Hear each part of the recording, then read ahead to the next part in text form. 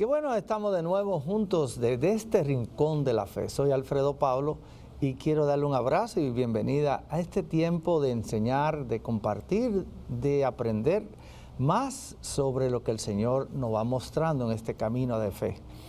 Por lo tanto, en el rincón de la fe estoy en este tiempo cubriendo un taller. Este taller se titula Se buscan intercesores.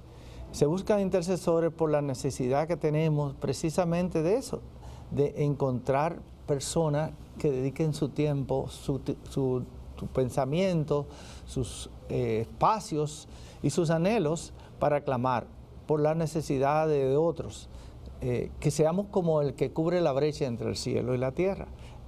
Siempre dejo este pensamiento, nunca el cielo se mueve hasta que la tierra no se mueve.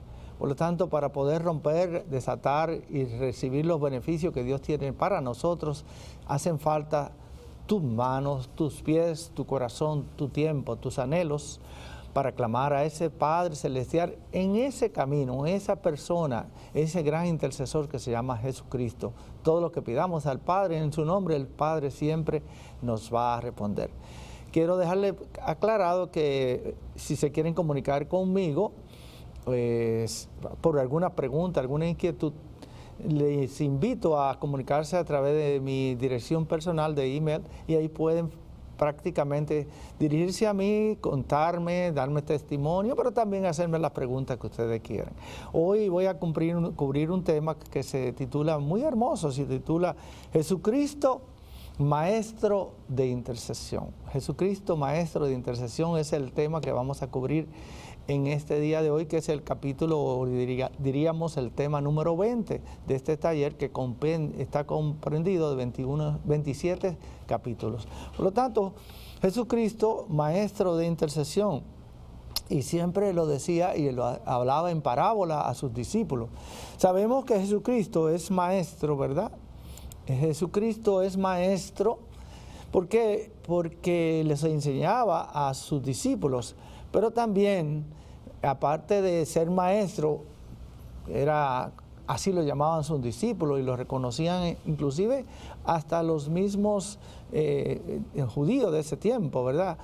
Ellos reconocían en Jesús una gran sabiduría y algunos le decían, y sabemos que esta sabiduría no viene de ti, viene del Padre Celestial. Por lo tanto, ya veían, a pesar de no aceptarlo como Señor y Salvador de sus vidas, como el Mesías, ya veían en él una sabiduría que no era de hombre, sino una sabiduría que viene de Dios. Por eso sus discípulos lo reconocían como maestro, pero aparte de eso, sus enseñanzas y sus acciones daban testimonio de lo que él hacía, ¿verdad? Su vida era un testimonio que atraía a muchos. Y siendo él, digamos, maestro también, Jesús era a la vez un intercesor. Por eso le enseñaba a sus discípulos y nos quiere enseñar a cada uno de nosotros a ser intercesores, a interceder, es decir, clamar en su nombre. Por eso dice Jesús, todo poder se me ha dado en el cielo y en la tierra. Es decir, cuando oramos ante ese trono de gracia, ese sacerdocio presente que realiza Jesús diariamente ante su Padre que está ahí en el cielo. Por eso Jesús intercedía y él quería enseñar a sus discípulos a aprender. De hecho, sus discípulos siempre se acercaban a él. Si usted lee el Evangelio de Lucas, en el capítulo 1, en el capítulo 11, versículo 1, sus discípulos le decían, Señor, enséñanos. Primero, porque veían en él una capacidad para instruir, pero también veían un estilo de vida que los atraía a ellos grandemente. Por eso le decían, Señor, enséñanos a orar. Y por eso, ¿qué hacía Jesús? Bueno, ¿cómo lo hacía? Veamos cómo hacía Jesús esta enseñanza de aprender a interceder. Primero, poniéndose como ejemplo. Se retiraba a orar, él se iba aparte a un lugar a orar. De hecho, recuerdan ese pasaje donde Jesús le dice a sus discípulos que oren, y Jesús se aparta para orar y vuelve, a la hora lo encuentra durmiendo y lo despierta. Y le hace, como diríamos, un reclamo porque han cedido en su debilidad humana ante el sueño. Y le dice, Ustedes no han podido ni siquiera velar una hora en oración. Por eso Jesús se pone como ejemplo. ¿Por qué? Porque oraba, pero la oración era su prioridad. Lo más importante era la oración, su tiempo de oración. Así como tu cuerpo necesita ser alimentado, tu alma, tu espíritu también necesita ser alimentado de la palabra de Dios, necesita alimentado de la presencia de Dios. Y por eso Jesús oraba y lo hacía inclusive a costa de su propio descanso. Vayamos al capítulo de Lucas 6, versículo 12, y vemos cómo Jesús se apartaba para orar y buscaba ese tiempo, ¿verdad? Ese tiempo para estar ahí a los pies del Señor. Por eso sus discípulos le pidieron a Jesús que le enseñara a orar. Como mencionaba yo en Lucas 11, versículo 1, le decía, Maestro, enséñanos a orar. Si vamos entonces al capítulo 17 del Evangelio de Juan, en el Evangelio de Juan vemos que este capítulo completo es una oración de intercesión. Es una oración de intercesión y podemos aprender a participar de esta oración de Jesús. De hecho, este capítulo 16 es una ocasión para conocer el corazón del intercesor del Señor. Es un momento hermoso, es un momento de profunda intimidad y comunicación con su Padre que nos ha permitido Jesús descubrir a sí mismo. Por lo tanto, es un momento de intimidad. ¿Qué quiere decir intimidad? Más adelante un día voy a compartir con un taller que escribí que se llama Intimidad con Dios. Esa intimidad es el corazón del hombre, es el corazón de Dios que se comunica. No sé si usted ha estado alguna vez enamorado, pero los enamorados a veces con una mirada, con un gesto, ya están hablando. Es algo íntimo, es decir, íntimus quiere decir, viene de las entrañas, de lo más profundo del ser humano. Y esa intimidad es la que necesitamos cuando estamos orando con Dios. Pero también, en esta experiencia de Jesús, podemos aprender de la enseñanza de Jesús acerca de la intercesión y de la oración. Es importante esto. ¿Y cómo lo hacía? Primero, recurrió a parábolas para enseñarnos a ser perseverantes en la oración. En el Evangelio de Lucas, en el capítulo 18, versículo 1, ahí vemos una parábola interesante, que es la parábola de la viuda persistente y del juez injusto, ¿verdad? Una mujer, una viuda que le clamaba a un juez para que se hiciera justicia. Y el juez como que no respondía.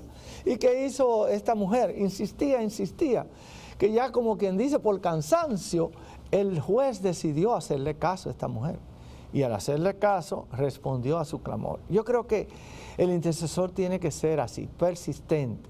No dejarse vencer por el cansancio, por el agotamiento, sino ser atraído por la fe en Jesús.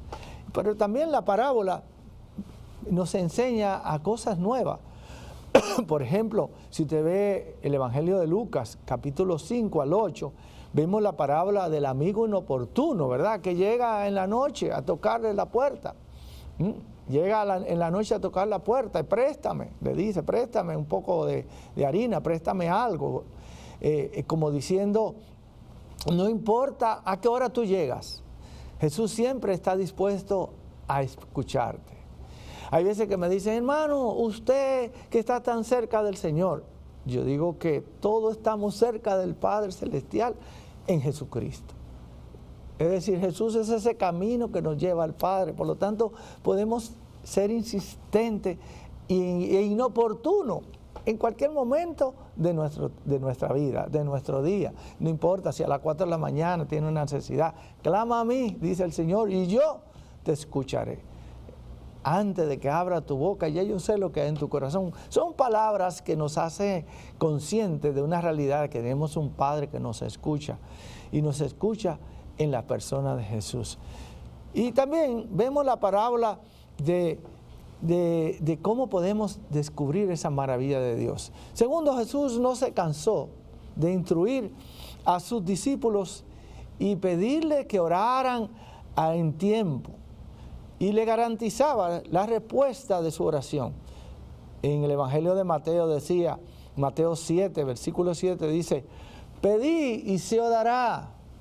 Y después agregaba en Juan 16, versículo 24, dice, pedí y recibiréis. No soy yo que le estoy diciendo pidan, es el mismo Jesús que nos está diciendo pidan y recibirán, busquen y encontrarán. Es decir, pedid y recibiréis. En la intercesión, ¿qué tenemos que hacer? Tenemos que procurar que Dios sea glorificado. Y esa debe ser la prioridad de un intercesor, siempre haciendo énfasis en que busquemos el reino de Dios. Lucas 11:2 dice, busquen el reino de Dios y su justicia. Busca. ¿Qué es buscar? Es perseguir algo con todo tu anhelo, con todo tu corazón. Por eso la imagen que pongo en este taller es de un investigador con una lupa en las manos, como diciendo, estoy buscando algo que se me ha perdido. Por eso buscar es anhelar, buscar es perseguir, ir detrás de algo con todo tu corazón, con todo tu anhelo. Por eso la prioridad debe ser en que Dios sea glorificado y que a través de esa respuesta de Dios, el reino de Dios se establezca en cada corazón. Cuando oramos por los enfermos, oramos simple y llanamente para que la gente vea signos y señales de que Jesús está vivo. Es decir, Jesús no se queda en una tumba prestada, Jesús está vivo y está pendiente de cada una de nuestras necesidades. Por eso cuando oramos en una asamblea, oramos por un enfermo, terminamos siempre la oración diciendo, gracias Señor, porque sabemos que tú has tomado sobre ti toda esa dolencia y por tu santa llaga hemos sido sanados, como mostrándole al Padre Celestial el trofeo, es decir, lo que Jesús entregó para agradar y ganar la humanidad realmente a la reconciliación con el Padre Celestial. Por eso debemos orar siempre en el nombre de Jesús. Esas son, yo diría que las dos condiciones de un intercesor. Una, orar en el nombre de Jesús. Y dos, permanecer en Jesús. Dice, si ustedes permanecen en mí como yo permanezco en mi Padre, yo permaneceré siempre entre ustedes. Evangelio de Juan, capítulo 16, versículo 23 y Juan 15, versículo 17. Es decir, dos condiciones, no lo olvide como intercesor. Debe de orar en el nombre de Jesús. El nombre de Jesús. ¿Y qué dice Jesús? Todo poder se me ha dado en el cielo y en la tierra. Vayan. Y dice, y todo lo que pidan al Padre en mi nombre, es un nombre poderoso. Un nombre que las tinieblas se someten, el diablo sale corriendo. Todo poder se me ha dado, dice Jesús. Porque Jesús tiene dominio sobre todo, toda la creación, sobre la vida, sobre cada uno de nosotros. Él es el soberano, es el Rey de Reyes, Señor de Señores. Y por eso cuando proclamamos su nombre, hermanos, los espíritus demoníacos salen corriendo, porque Jesús está ahí presente. Por eso el Maestro Jesús, como Maestro, hace énfasis en una cosa, hace énfasis en tener fe en Él y en orar en su nombre. Si no está muy claro esto, váyase al Evangelio de Mateo, capítulo 21, versículo 22, o Mateo 15, del 26 al versículo 28. Orar en el nombre de Jesús. Pero también Jesús nos enseñó además acerca de la importancia de orar en unidad. ¿Qué quiere decir en unidad? Me sorprende muchas veces, voy a lugares a predicar, a evangelizar y encuentro los ministerios divididos, guerra entre uno y otro. Ahí no hay unidad de espíritu. Donde está Dios hay unidad de espíritu. El Espíritu de Dios nos une en un solo espíritu.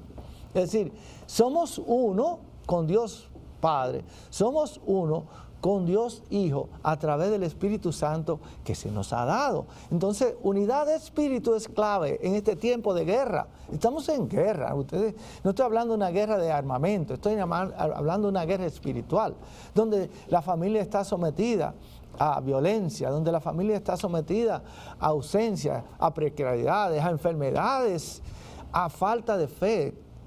miedo por todo lo que va ocurriendo en nuestra vida. Y Jesús nos invita a tener esa unidad.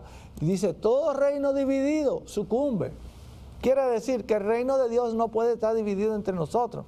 Yo no puedo aspirar a tener solamente una parte de un ministerio. Yo soy iglesia y Jesús vino por su iglesia y tenemos que entender eso. ¿Y qué hace Jesús? Bueno, Jesús dio instrucciones a los discípulos entonces para que oraran por diferentes situaciones y diferentes necesidades. Oiga bien, ¿tienes miedo de que tu familia sea secuestrada? Ora. ¿Tienes miedo de que tú puedas contraer una enfermedad? Ora.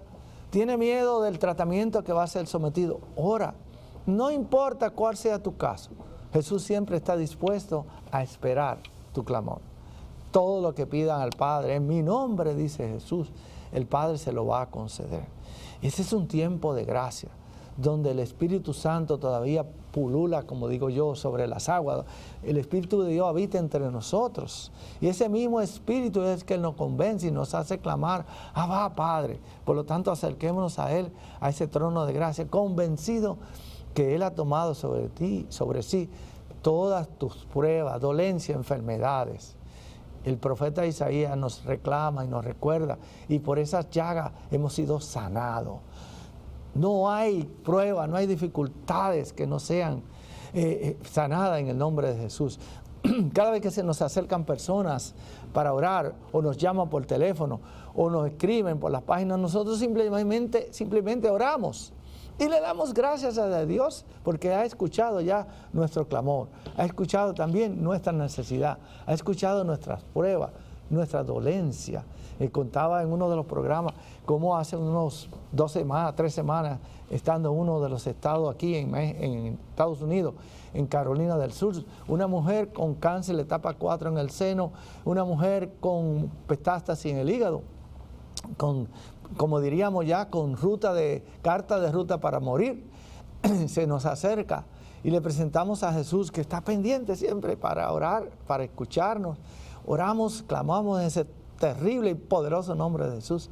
Y hace 2 días recibíamos noticia, no hay secuela de cáncer en el seno, no hay secuela de cáncer en el páncreas. ¿Por qué? Porque en el nombre de Jesús hay poder y porque siempre recurrimos a Él. Orar sobre las tribulaciones. Y la novedad de la enseñanza de Jesús, quiero decirle, quedó plasmada de manifiesto en un mandato que nos dice Jesús en Mateo 5, versículo 44. Mateo 5, versículo 44 dice, rogad por los que lo difaman, rogad por ustedes, por los que los persiguen. Yo sé que, por ejemplo, en México hay mucha persecución, personas que son secuestradas, que son vejadas y hasta asesinadas. Recuerdo un amigo que fue secuestrado en uno de los estados y lo dejaron prácticamente sin nada, y los que estaban alrededor fueron asesinados. Y él clamaba a Dios, y uno de los que ejecutaba a los demás se acercó a él y le dijo, ¿y tú qué haces aquí? Le dije, no sé. Le dice, vete antes que te mate. Su clamor fue escuchado. Son testimonios que uno ve, porque el nombre de Jesús, al nombre de Jesús, toda rodilla se dobla en el cielo y en la tierra, y el diablo huye en el nombre de Jesús. Por eso en la oración del Señor, nos dice Mateo 6, del versículo de 9 al 13, nos instruye. Jesús mismo nos instruye como maestro, pero como intercesor, para orar por la venida del reino, por los alimentos, por el perdón de los pecados. También nos instruye para que oremos, ¿para qué? Para que seamos liberados de todo mal. Miren, dice, si todos oraran, si nos pusiéramos de acuerdo, si ustedes clamaran, dice el Señor, si vinieran a mí y clamaran a mí, yo lo escucharé y cambiaré su tierra. Cuando yo leí esas palabras en la lectura, en las escrituras, yo me quedé impactado. Yo dije, wow, no vemos milagros, no vemos cosas porque no le damos la respuesta a Dios, no recurrimos a Él. Te invito en este momento, ya finalizando este programa, a orar conmigo. Vayamos al nombre de Jesús, vayamos a Jesús, que como maestro, pero como intercesor, esté esperando que tú levantes tus brazos, doble tu rodilla y le clame a Él, le diga, Señor, aquí está mi situación, aquí está mi necesidad, aquí está mi tierra, aquí está mi familia, aquí está mi país, aquí está la violencia que vivo cada día. Clamo a ti porque no tengo más nadie, tú eres el único que puede escuchar mi clamor.